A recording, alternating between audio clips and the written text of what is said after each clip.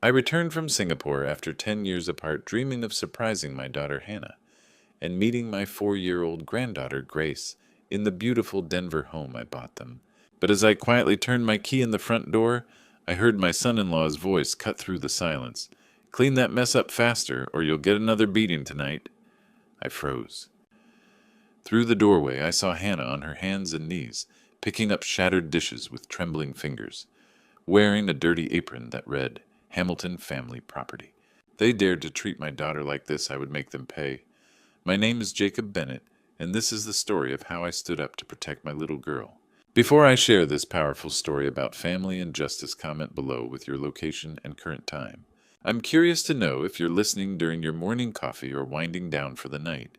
10 years of working in Singapore's tech industry had been worth every sleepless night.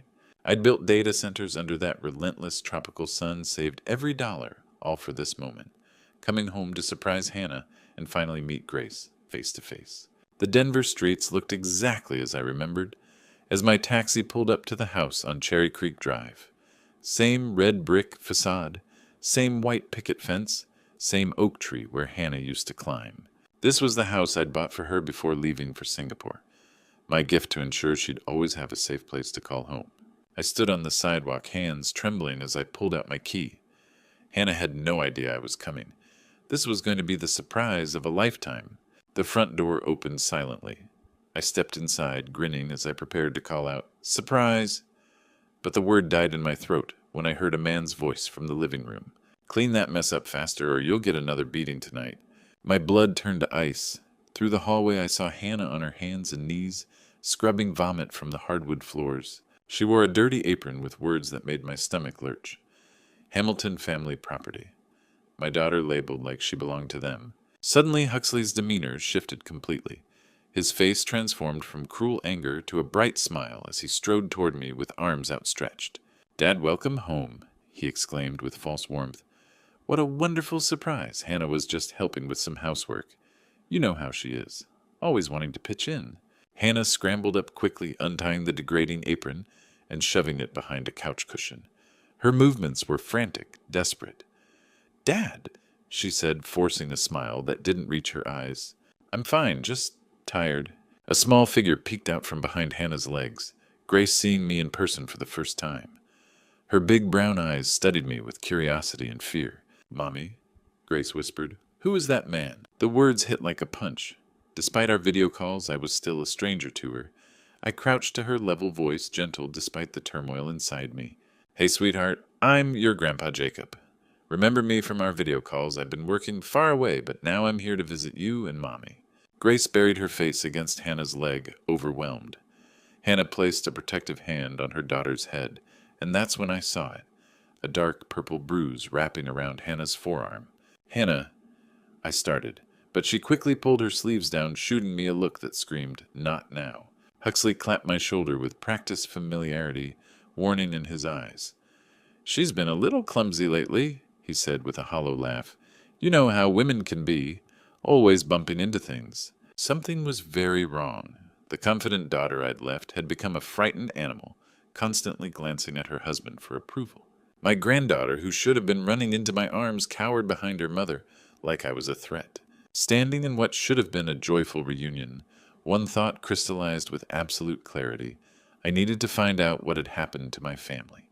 And I had a sinking feeling the truth would be far worse than I could imagine. 3 hours later, I got my chance. Huxley left for a business meeting, though the whiskey smell suggested otherwise. Grace was napping, and the house felt different without his oppressive presence. Hannah sat at the kitchen table, staring at her hands. In the afternoon light, the bruises were even more visible, not just on her arms, but grip marks around her wrists. "Hannah," I said, gently pulling up a chair, "tell me about those bruises. Don't say you're clumsy. I raised you. You were the most coordinated kid on the block." She flinched, wrapping her arms defensively. "It's nothing, Dad. Just work accidents. I've been doing physical tasks, helping with renovations." Her voice wavered, avoiding my eyes. This wasn't my confident daughter who used to debate politics over Sunday dinner. I took her hand gently. "Hannah Rose Bennett," I said, using her full name like when she was little. "Remember what I promised the day you were born? I'd always protect you. That promise doesn't expire." The dam broke. her face crumpled, tears streaming. Her body shook as she collapsed into the frightened girl she'd become. "Oh, Daddy," she sobbed, using the name from childhood. "I messed up so bad. After Grace was born, I got sick. Really sick up here." She tapped her temple. "The doctor called it postpartum depression. I couldn't get out of bed some days. Couldn't take care of Grace. Huxley's family said they'd help take care of everything while I recovered." She wiped her nose, voice dropping to a whisper. "I was on heavy medication, Dad. Everything was foggy. I couldn't think straight. They kept bringing papers to sign. Insurance forms, they said. Medical authorizations. I signed whatever they put in front of me because I trusted them. My heart broke watching her relive this nightmare." "What kind of papers?" "Property transfer documents. Power of attorney forms. They said it was temporary, just until I was better. When the fog cleared, and I understood what I'd signed." She looked around the kitchen that should have been hers. "They told me I'd signed the house over, that I was now their live-in caregiver, working off the debt of their help." Rage built inside me, unlike anything I'd ever felt. These people had preyed on my daughter at her most vulnerable moment. They said if I didn't obey, if I tried to leave, they'd prove I was unfit and take Grace away. Her voice broke completely. "So I stayed. I've been their servant in my own home for 3 years, Dad." She walked to a kitchen drawer, pulling out a thick manila folder. "I kept everything. Medical records, the papers I signed, everything. I kept hoping someday someone would help me understand what really happened." As I opened that folder, one thought echoed. They had made the biggest mistake of their lives when they decided to mess with Jacob Bennett's daughter. That night, I spread Hannah's medical records across the kitchen table like a detective working a case. What I found made my blood run cold. The dates told a story of systematic exploitation that was even worse than I'd imagined. Hannah had signed the property transfer documents on March 15th. According to her medical chart, March 15th was also the day her psychiatrist had increased her antidepressant dosage to the maximum level due to a severe psychological episode. The next morning, I drove straight to Denver General Hospital where Hannah had received treatment. Dr. Patricia Morrison, her former psychiatrist, agreed to meet with me after I explained the situation. "Mr. Bennett," Dr. Morrison said, pulling Hannah's thick file from her cabinet, "I remember your daughter very well. Her case was one of the most severe postpartum depression episodes I've ever treated." She flipped through pages of notes, her expression growing more troubled. "During March of that year, Hannah was barely functional. We had her on sertraline, lorazepam, and quetiapine, heavy medications that severely impair cognitive function and decision-making ability." "What does that mean in practical terms?" I asked, though I was already dreading the answer. "It means she was in no condition to make any legal decisions whatsoever. The medication levels we prescribed would have left her confused, disoriented, and highly suggestible. She shouldn't have been signing birthday cards, let alone property documents." Dr. Morrison called in Rebecca Walsh, the nurse who had worked most closely with Hannah during her treatment. Rebecca's face darkened when she heard what had happened. "Oh my God," Rebecca said, shaking her head. "I remember those days clearly. Hannah was so heavily medicated that some days she couldn't even recognize her own mother when she came to visit. She would stare at people like she was looking through fog. I specifically remember one afternoon when she tried to sign her name on a get-well card from her church group," Rebecca continued. "Her handwriting was so shaky and illegible that we had to help guide her hand. There's no way she could have understood complex legal documents." Dr. Morrison pulled out Hannah's medication log, pointing to the dates with her pen. "Look at this timeline, Mr. Bennett. March 10th through March 20th was her absolute worst period. We were considering hospitalization because she was barely responsive to verbal commands. And they had her sign legal papers during this time." I asked, my voice tight with rage. "If what you're telling me is true, then what they did was not just morally reprehensible. It was legally invalid," Dr. Morrison said firmly. "A person under this level of psychiatric medication cannot give informed consent for anything, especially something as significant as property transfer." Rebecca nodded emphatically. "I'd testify to that in court. Hannah couldn't have understood what day of the week it was, let alone the implications of signing away her house." Dr. Morrison handed me a printed summary of Hannah's treatment during that period. "Mr. Bennett, those signatures are legally worthless. No court in the country would uphold contracts signed by someone in Hannah's condition. What the Hamilton family did constitutes elder abuse and exploitation of a vulnerable adult." As I left the hospital with that medical summary in my hands, I felt something I hadn't experienced in years: hope. For the first time since I'd walked through that front door, I knew we had a real chance to fight back. The Hamilton family thought they were clever preying on a sick woman, but they'd just handed me the ammunition I needed to destroy them. Armed with Dr. Morrison's medical summary, I knew I needed professional help. A quick internet search led me to the law offices of Webb and Associates specialists in elder abuse and exploitation cases. Caroline Webb had a reputation for taking down powerful families who preyed on vulnerable people. Her downtown Denver office occupied the 15th floor of a glass tower with panoramic views of the Rocky Mountains. Caroline herself was a woman in her early 50s, with silver hair pulled back in a sharp bun and eyes that missed nothing. "Mr. Bennett," she said, gesturing to a leather chair across from her mahogany desk, "tell me about your daughter's situation. Don't leave out any details, no matter how small they might seem." I laid out everything: the degrading apron Hannah's postpartum depression, the suspicious timing of the document signings, and Dr. Morrison's medical assessment. Caroline took notes on a yellow legal pad, occasionally asking pointed questions about dates and witnesses. When I finished, she leaned back in her chair, tapping her pen against her lips. "Mr. Bennett, this is textbook exploitation of a vulnerable adult. What the Hamilton family did isn't just morally despicable, it's a federal crime." She spread Hannah's medical records across her desk, cross-referencing them with photocopies of the property transfer documents I'd brought. "Look at this timeline. Your daughter signed away a $400,000 house while she was so heavily medicated she couldn't recognize her own mother. Any first-year law student could get these contracts voided. But here's what makes this case special," Caroline continued, her voice taking on a predatory edge.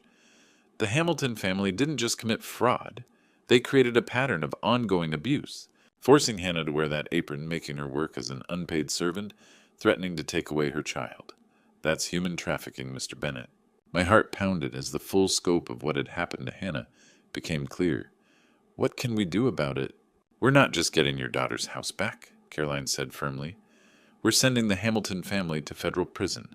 But we need to be strategic about this." She pulled out a fresh legal pad and began outlining our plan. Step 1. We give them 48 hours to voluntarily return the property and pay damages. Some families get scared and settle when they realize they're caught. Step 2. If they refuse, we file both civil and criminal complaints simultaneously.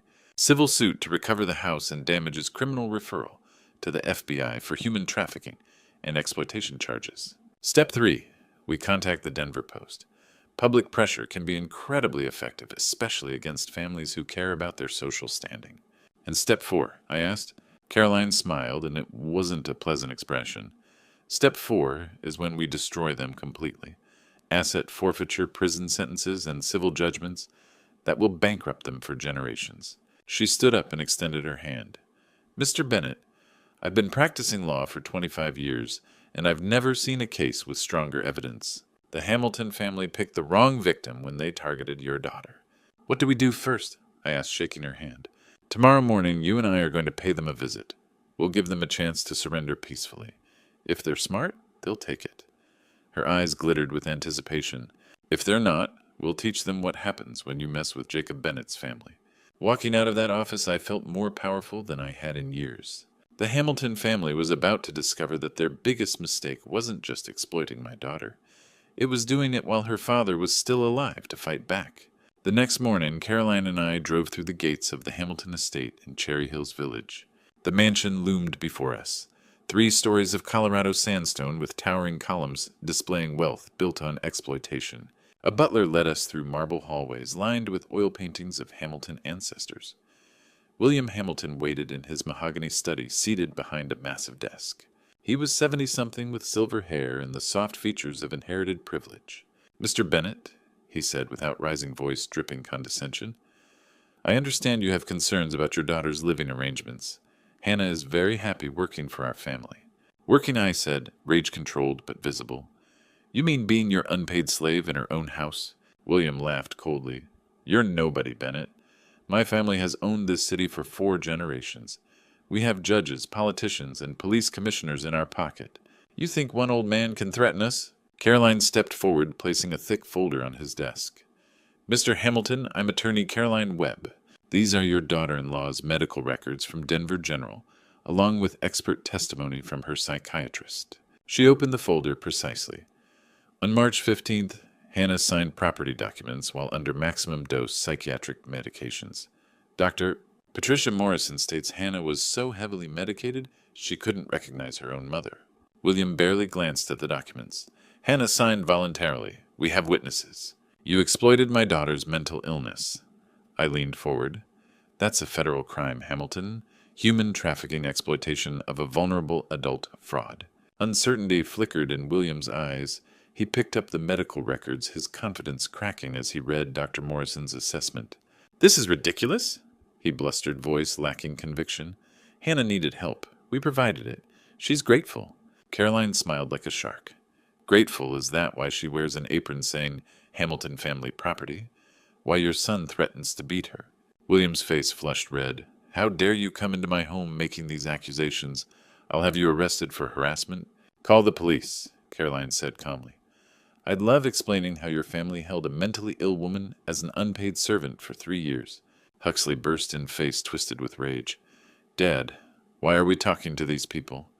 Let me handle this the way we handle all our problems. Caroline didn't flinch at the threat. Mr. Hamilton, you have 48 hours to return Hannah's house and pay $1 million in damages. If you refuse, we file civil and criminal complaints with the FBI. William stood slowly, hands shaking with fury. You just declared war on the wrong family, Bennett. We'll destroy you and that pathetic daughter of yours. You already tried, I said, standing to face him. But you made one crucial mistake. You left me alive to fight back. Walking out, Caroline squeezed my arm. Perfect. They just made threats in front of witnesses. Now we have intimidation charges, too. The Hamilton family had 48 hours to surrender. Something told me they were too arrogant to take the offer. 47 hours later, the Hamilton family's silence gave Caroline all the answers she needed. The Denver Post's front-page headline screamed, Wealthy Family Exploits Daughter's Mental Illness to Steal Home. The article, written by investigative journalist Maria Santos, laid out every damning detail. Hannah's medical records and the suspicious timing of the property transfer and the degrading treatment she'd endured for 3 years. The accompanying photo showed our modest house on Cherry Creek Drive, next to the Hamilton mansion, a visual representation of David versus Goliath. Within hours, the story exploded across social media. Justice for Hannah began trending on Twitter, with thousands sharing their own stories of elder abuse and exploitation. Local news stations picked up the story, camping outside both our house and the Hamilton estate. My neighbor, Mrs. Rodriguez, knocked on our door that afternoon with a casserole and tears in her eyes. Jacob, I had no idea what Hannah was going through. The whole neighborhood is talking about it. Everyone wants to help. The outpouring of support was overwhelming. A GoFundMe page appeared overnight, raising money for Hannah's legal expenses. The Denver Women's Shelter offered counseling services. Even strangers stopped me on the street to express their outrage at what the Hamilton family had done. But the real victory came at 2 o'clock that afternoon, when Caroline called with news that made my heart soar. Jacob, get down to the courthouse immediately, she said, barely containing her excitement. Judge Elizabeth Barnes just granted our emergency injunction. Hannah gets her house back today. At the Denver County Courthouse, Judge Barnes's voice rang with authority as she addressed the packed courtroom. Based on the medical evidence presented, it's clear that Ms. Hannah Bennett Hamilton was not competent to sign these documents. The property transfer is hereby declared null and void, effective immediately. The Hamilton family's high-priced lawyers looked stunned. William Hamilton's face turned purple with rage, while Huxley had to be physically restrained by courthouse security when he started shouting threats. Furthermore, Judge Barnes continued, I'm granting a temporary restraining order. The Hamilton family is prohibited from contacting or approaching Ms. Bennett or her family. Violation of this order will result in immediate arrest. 2 hours later, I watched from our front porch as Denver police officers escorted Hannah and Grace home. Hannah carried a single suitcase, everything the Hamilton family had allowed her to keep from her old life. Grace clutched a worn teddy bear, her eyes wide with confusion about why police officers were helping them. Daddy, Grace whispered to Hannah as they walked up the front steps, are we really going to live here now? Yes, sweetheart, Hannah said, her voice breaking with emotion. "We're home. We're finally home." That evening, as we sat around the kitchen table eating Mrs. Rodriguez's casserole, my phone rang. The caller ID showed Huxley's number.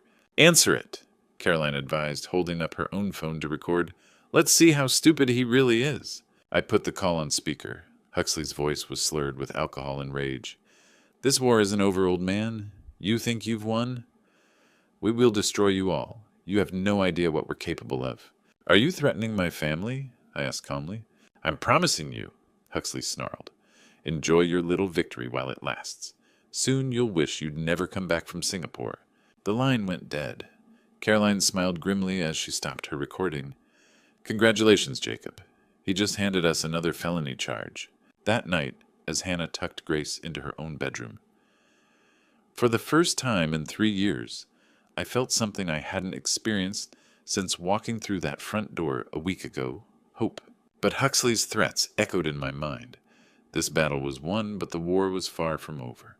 The first week back in our house felt like stepping into a dream I'd been having for 10 years. Every morning I woke up to Grace's laughter echoing through the hallways, a sound absent from these walls for far too long.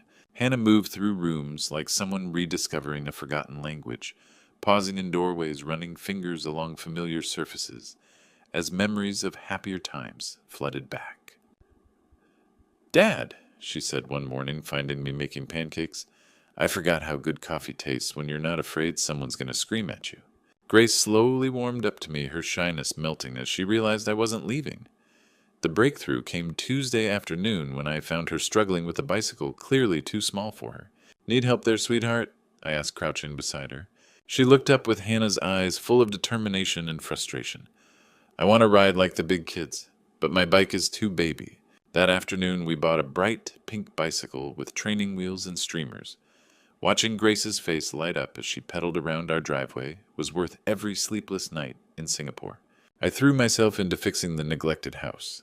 Loose floorboards, leaky faucets, peeling paint, small projects that kept me busy while watching my family. Hannah surprised me by joining in. Together we repainted Grace's bedroom. Yellow hung new curtains and planted flowers in the front garden. "Remember when you taught me to use a drill?" Hannah asked one evening as we assembled Grace's bookshelf. "I was 12 and Mom was convinced I'd put a hole through the wall." "You did put holes through the wall?" I laughed. 3 holes. Your mother made me sleep on the couch for a week. Evenings were the best part.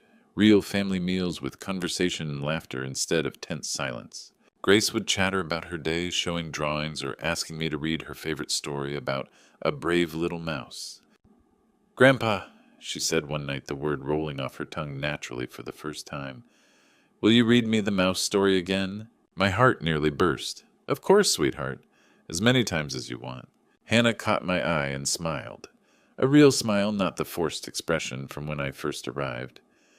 "Dad," she whispered later while cleaning dishes, "I forgot what happiness felt like. Thank you for giving it back." For 10 days we lived in this bubble of contentment. Grace called me Grandpa regularly. Hannah's bruises faded and the haunted look in her eyes began disappearing. We were becoming a real family again. But Thursday night, as I tucked Grace into bed, my phone rang. The caller ID showed an unfamiliar local number. "Don't answer it," Hannah said, appearing in the doorway with worry etched across her face. But I did answer. Huxley's voice was cold and sober this time, more frightening than his drunken rage. "Enjoying your little family reunion, old man," he said. "Don't get too comfortable. Some storms you can't see coming until they're right on top of you." The line went dead, leaving me staring at the phone while Grace asked, "Grandpa, who was that? You look scared." I forced a smile and kissed her forehead. "Nobody important, sweetheart. Just a wrong number." But as I turned off her bedroom light, I couldn't shake the feeling that our peaceful days were numbered. 2 nights later, a violent thunderstorm rolled across Denver, rattling our windows and sending sheets of rain against the house. I was lying in bed listening to the wind howl when I heard something that didn't belong. Footsteps on our front porch, slow and deliberate. I slipped out of bed and peered through the bedroom curtains. Lightning illuminated a figure moving around the perimeter of our house, carrying what looked like a gas can. The acrid smell of gasoline began seeping through the walls. Huxley had come to make good on his promise. I grabbed my phone and dialed 911 as I ran down the hallway. "There's a man with gasoline trying to burn down my house on Cherry Creek Drive," I whispered urgently to the dispatcher. "Sir, we're dispatching units immediately. Get your family out of the house now." But before I could reach Hannah's room, I heard the whoosh of flames igniting outside. Orange light flickered through the living room windows as fire raced around the foundation of our house. Huxley's voice rose above the storm, screaming like a man who'd lost his mind. "You destroyed my family," he shrieked. "Now I'll destroy yours. Burn it all down. Burn it all." I burst into Hannah's bedroom, shaking her awake. "Hannah, we have to go. Now! The house is on fire." She bolted upright, instantly alert. "Grace?" We ran to Grace's room together. She was already awake, sitting up in bed and crying as smoke began seeping under her door. The hallway was filling with thick black smoke that burned our lungs and stung our eyes. "Mommy, I'm scared," Grace sobbed as Hannah scooped her up. "I know, baby. Grandpa's going to get us out of here." The front door was blocked by flames, so I led them toward the back of the house. But as we reached the kitchen, Huxley appeared at the sliding glass door, his face twisted with rage and illuminated by the fire he'd set. He was holding a crowbar. "Nobody leaves," he screamed, smashing the glass. "If I can't have my family, nobody gets to have theirs." I pushed Hannah and Grace behind me, grabbing a kitchen knife from the counter. "Hannah, Grace, get out through the side window in the dining room. Go." "I'm not leaving you," Hannah cried. "Go," I roared. "Protect Grace." Huxley swung the crowbar at my head, but rage had made him clumsy. I ducked and tackled him around the waist, sending us both crashing into the kitchen cabinets. The knife skittered across the floor as we grappled. "You want to hurt my family?" I gasped, fighting for leverage as smoke filled the room. "You'll have to go through me first." Huxley was younger and stronger, but I had 40 years of suppressed fury driving me. Every sleepless night in Singapore, every tear Hannah had shed, every moment of Grace's childhood, I'd missed. It all poured into my fists as we fought. The sound of sirens cut through the storm just as I managed to pin Huxley to the floor. Through the broken sliding door, I could see flashing red and blue lights as fire trucks and police cars flooded our street. Denver police, everyone out of the house. I dragged the semi-conscious Huxley toward the back door as firefighters burst through the front entrance, their hoses already spraying water on the flames that were consuming our home. Outside in the rain, I found Hannah and Grace huddled together on the neighbor's lawn, both safe but shaking with terror. Grace ran to me the moment she saw me emerge from the smoke. "Grandpa, I thought you were gone." I knelt down and pulled both of them into my arms as paramedics checked us for smoke inhalation and police officers handcuffed Huxley. Our house was damaged, but still standing, the fire department having arrived just in time to prevent total destruction. "It's over," I whispered into Hannah's hair as we watched them load Huxley into a police car. "He can never hurt you again." 6 months later, I sat in Denver County Courthouse, watching Judge Elizabeth Barnes deliver the final chapter of our story. The courtroom was packed with supporters who had followed our case from the beginning. Huxley sat at the defendant's table in an orange jumpsuit, his arrogance replaced by the hollow stare of a broken man. "Mr. Huxley Hamilton," Judge Barnes said with absolute authority, "you have been found guilty of arson, attempted murder, domestic violence, and conspiracy to commit fraud. I sentence you to 15 years in federal prison without parole." The gavel came down with satisfying finality. Huxley didn't flinch as bailiffs led him away in shackles. 2 weeks earlier, William Hamilton had been sentenced to 8 years for exploitation of vulnerable adult fraud and conspiracy. The Hamilton empire had crumbled overnight. Assets frozen, properties seized, their names synonymous with shame. Caroline squeezed my hand. "It's over, Jacob. They can never hurt anyone again." The court-ordered restitution was substantial. The Hamilton family paid $2 million in damages. Compensation for the stolen house, Hannah's unpaid labor, emotional trauma, and fire damage. Their mansion, cars, and business assets were liquidated to pay what they owed us. We used the money to rebuild from the ground up. The new home had bigger windows, a modern kitchen, and a spacious master suite, where I'd moved my belongings from Singapore because I wasn't going anywhere. Dad Hannah had said when I announced I was moving to Denver permanently, "Are you sure you worked so hard in Singapore?" "My life isn't in Singapore," I'd replied. "My life is wherever my family is." The best addition was Grace's backyard playground, with swing set, slide, and sandbox. Every evening I'd push her on swings while Hannah tended her flower garden. "Hire Grandpa." Grace would squeal, her laughter echoing across the neighborhood. At 5 years old, Grace had grown into a confident, joyful child who knew she was loved and protected. She called me Grandpa naturally and insisted I read her the brave little mouse story every night. Hannah had blossomed too. The haunted look was gone, replaced by the spark of the strong woman I'd raised. She'd started night classes working toward a social work degree. I want to help other women who've been through what I experienced, she'd told me. Show them there's always hope. This evening, as I pushed Grace on her swing, Hannah came out carrying 3 glasses of lemonade. She sat on the porch steps, watching us with a radiant smile. "Grandpa," Grace said, slowing her swing to look at me seriously, "will you live with us forever and always?" I caught the swing and knelt to her level, looking into those brown eyes so much like her mother's. "Forever and always, sweetheart. Wild horses couldn't drag me away." "Dad," Hannah called from the porch, voice thick with emotion, "thank you for saving us. Thank you for never giving up." As the sun set over Denver and Grace ran off to chase fireflies, I realized this moment, this perfect ordinary evening with my family, was worth more than all my success in Singapore. Looking back on this journey, I realized how close I came to losing everything that truly mattered. For 10 years, I chased success in Singapore while my daughter suffered in silence. Don't make my mistake. Don't let career ambitions blind you to your family's pain.